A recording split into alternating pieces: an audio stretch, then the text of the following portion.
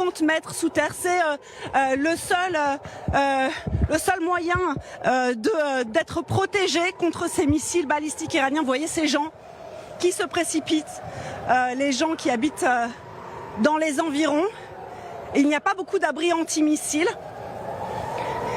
Et on voit quelques regards dirigés avec inquiétude vers le ciel. Ces Israéliens qui savent très bien qu'en dépit du système de défense, eh bien, il suffit d'une petite faille de ce système de défense pour qu'un missile soit meurtrier. Donc nous descendons avec les Israéliens dans cette station de tramway souterraine. Il y en a certains qui courent, il y en a d'autres qui prennent leur mal en patience. Donc nous sommes dans les escaliers électroniques.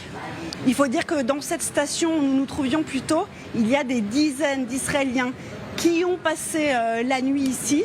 Pourquoi? Parce qu'ils n'ont pas d'abri chez eux, qu'ils ne peuvent pas prendre le risque de ne pas avoir le temps de courir en pleine nuit.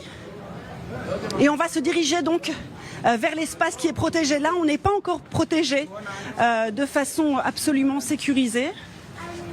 Vous avez des gens avec des chiens. Il y a des enfants, bien sûr, puisque il y a des familles entières. Les enfants ne vont toujours pas à l'école. Les écoles sont d'ailleurs fermées. Ça fait partie des consignes de sécurité. On l'a évoqué un peu plus tôt. Et regardez, Liat va vous montrer, eh bien voilà, l'espace de la station de tramway, 50 mètres sous terre. C'est là où les Israéliens, pour l'énième fois, doivent se réfugier. Les sirènes ont arrêté de retentir. S'il doit y avoir des explosions, c'est maintenant en général les Israéliens qui s'arrêtent de parler et guettent au loin le bruit des explosions. Voilà des dizaines d'Israéliens, beaucoup qui ont passé déjà la nuit dans cette station de tramway pour parfois la 5e ou 6e nuit consécutive.